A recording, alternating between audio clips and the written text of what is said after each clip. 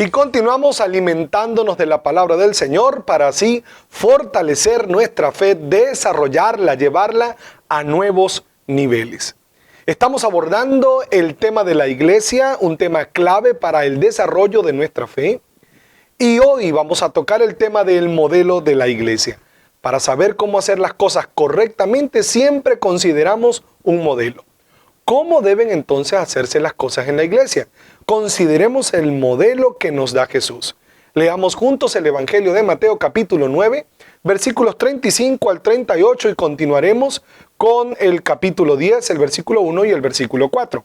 Dice la palabra del Señor que Jesús recorría todos los pueblos y aldeas, enseñando en las sinagogas, anunciando las buenas nuevas del reino y sanando toda enfermedad y toda dolencia. Al ver a las multitudes tuvo compasión de ellas porque estaban agobiadas y desamparadas, dispersas como ovejas sin pastor. La cosecha es abundante, pero son pocos los obreros, le digo a sus discípulos. Pídanle por tanto al Señor de la cosecha que envíe obreros a su campo. En el capítulo 10, versículo 1 dice que Jesús reunió a sus 12 discípulos después de haberles dicho que había pocos obreros para la obra y les dio autoridad. ¿Autoridad para qué? Para liberar y para sanar, para llevar el bien que Él vino a traer a esta tierra. En el versículo 4 de este capítulo 10 dice que Jesús, después de darles autoridad, les dio instrucciones, porque dice que Jesús envió a estos 12. Los envió. Así completó la obra que ya estaba llevando adelante. Aquí podemos ver claramente las 4 acciones de Jesús. La número 1 dice que recorría los pueblos, es decir, las ciudades, los centros más poblados y posteriormente las aldeas. Entendemos que entonces Jesús fue a la gente. No esperó que la gente viniera a Él, sino que Él fue a ellos. ¿A qué tipo de gente? A gente necesitada, a gente con mucha carencia, a aquella gente que estaban pobres en espíritu, como dice el Sermón del Monte en las Bienaventuranzas. Jesús entonces mostró que vino a ser el remedio al enfermo, la solución al confundido. Consideremos el Evangelio de Lucas capítulo 5 versículos 31 y 32. Allí Jesús dijo, no son los sanos los que necesitan médico, sino los enfermos. No he venido a llamar a justos, sino a pecadores para que se arrepientan. Está bastante claro. La segunda acción que Jesús ejecutó fue la de enseñar. Y tiene que ver con 2 aspectos principales. Primero, tiene que ver con mostrar. Es como decir, dar ejemplo. En el Evangelio de Juan, capítulo 13, versículo 15, Él dijo, ejemplo les he dado para que hagan como yo he hecho. La gente necesita a alguien a quien seguir. Un ejemplo a quien seguir, y es algo natural.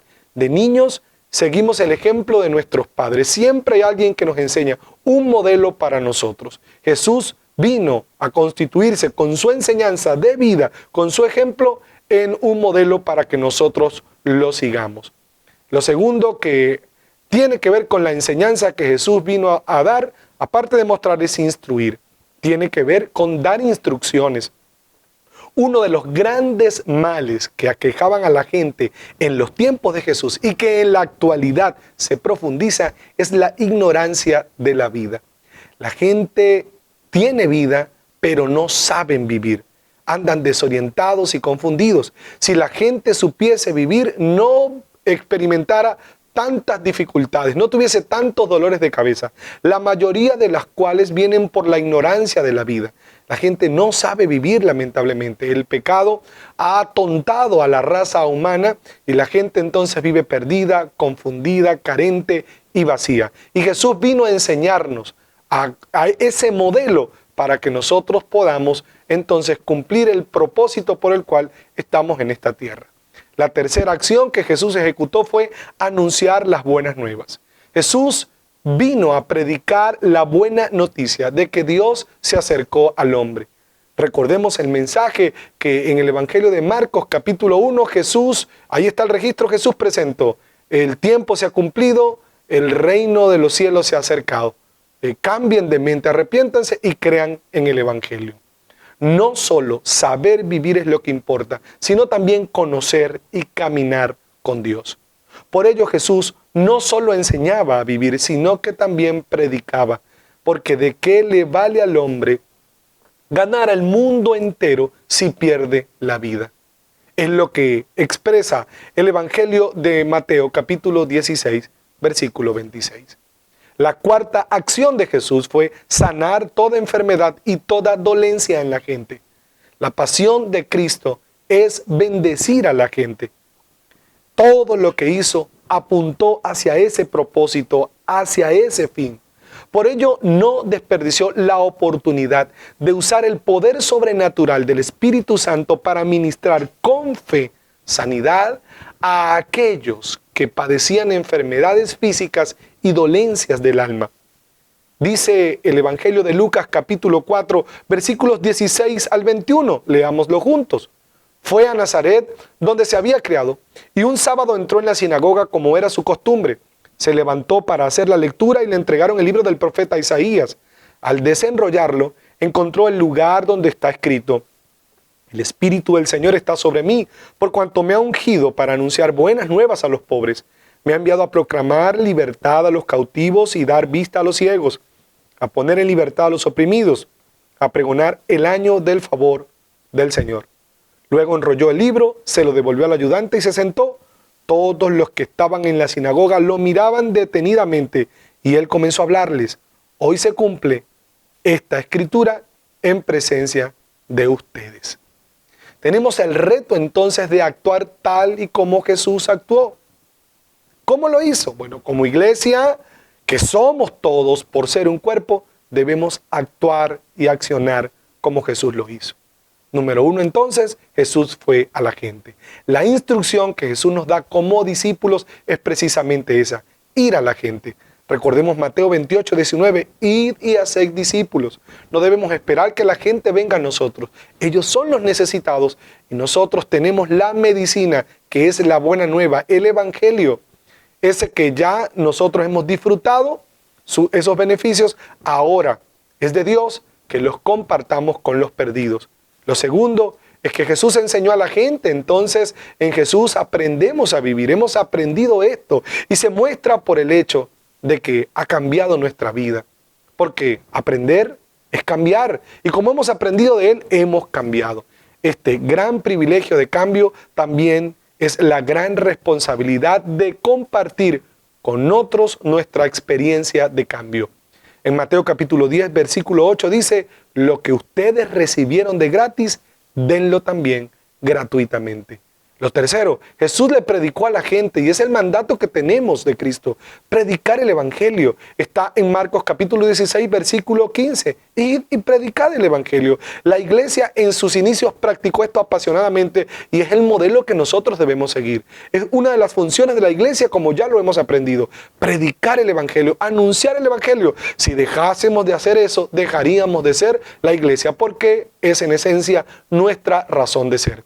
Además, como Jesús debemos también sanar a la gente.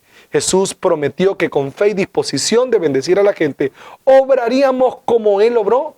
Jesús dijo en Juan 14, 12, ciertamente les aseguro que el que cree en mí, las obras que yo hago también Él las hará y aún hará mayores. Tenemos el poder del Espíritu Santo que nos ha sido concedido para que podamos ministrar, conceder a otros el bien de la sanidad divina, para que ellos también puedan recibir lo que nosotros hemos recibido. Aquí también en esta lectura de base bíblica que hemos leído, están la descripción de 4 tipos de personas. Los primeros tipos de personas son los perdidos, esos a quienes Jesús fue para enseñarles, para predicarles y para sanarles. La acción de Jesús, esa acción que ejecutó frente a este tipo de personas, la denominamos alcanzar personas para la fe. Imagina la palabra alcanzar en mayúscula y entre comillas. La destacamos. También le decimos ganar almas, como dice Proverbios 11:30, el fruto del justo es árbol de vida y el que gana almas es sabio. Por eso es que decimos que los perdidos hay que ganarlos. El segundo tipo de personas son las ovejas.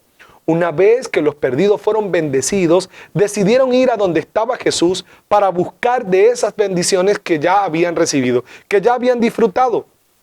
Fueron tantos que dice que ya eran multitudes. Jesús los describió como desamparados, agobiados, perdidos, dispersos.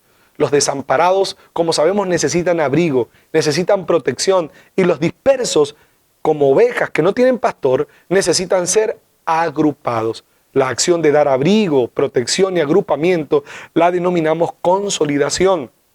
También le decimos afirmar a las personas en la fe que han abrazado. El tercer tipo de personas son los discípulos. El proceso a través del cual las ovejas aprenden a dar lo que han recibido se llama discipulado. Discipular es formar a las personas en esa fe una vez que han sido afirmados en ellas. A esto Jesús instruyó a que debían orar por la necesidad de la gente, ante la mucha necesidad que tenía la gente. El cuarto tipo de personas son los obreros. Jesús consideró a los obreros como la solución ante la necesidad de la gente. Los obreros salieron de entre los discípulos y esos discípulos fueron los que entendieron la necesidad de la gente y estaban dispuestos a bendecir a otros. Cuando un discípulo guiado por su discipulador se mueve a la gente, se convierte en un obrero, y es allí donde se dice que es enviado. ¿Enviado a qué? A compartir la fe a la que fue alcanzado, afirmado y formado. Entonces, en resumen, los perdidos hay que alcanzarlos para la fe, para que así se conviertan en ovejas. Las ovejas hay que afirmarlas en la fe, para que así se conviertan en discípulos. A los discípulos hay que formarlos en la fe para que así se conviertan en obreros. Y a los obreros hay que enviarlos a los perdidos para que compartan su fe. ¿Qué les parece si lo repetimos todos juntos, por favor? Conmigo.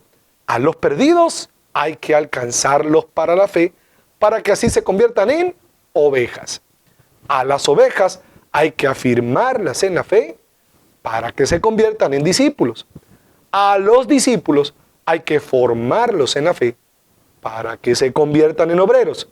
Y a los obreros hay que enviarlos a los perdidos para que compartan su fe.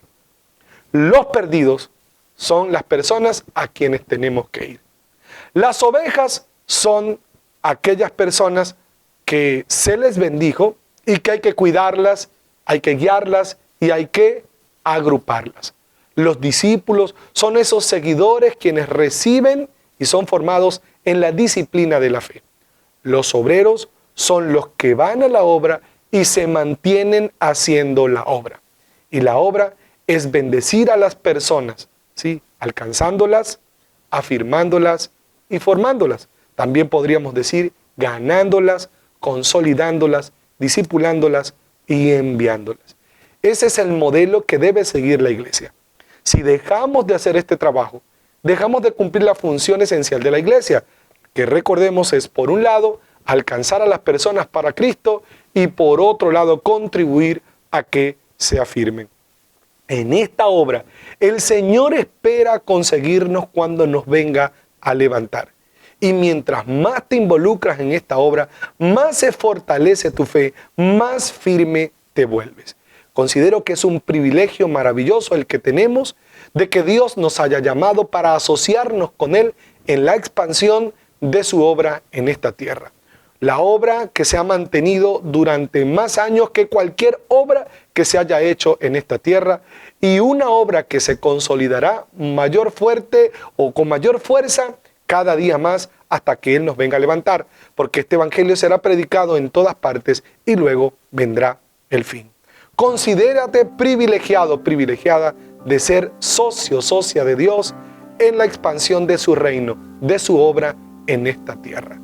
Abrimos entonces el corazón, cierra tus ojos por favor y brevemente agradezcamos al Señor por este privilegio enorme que nos ha concedido y dispongámonos en sus manos para que la obra de alcanzar a las personas, de afirmarlas, formarlas y enviarlas, podamos hacerlo sin demora, sin excusas, sin condiciones y sin reservas. Entonces oremos agradeciéndole a Dios y poniéndonos en sus manos para cumplir su voluntad. Gracias, amado Señor.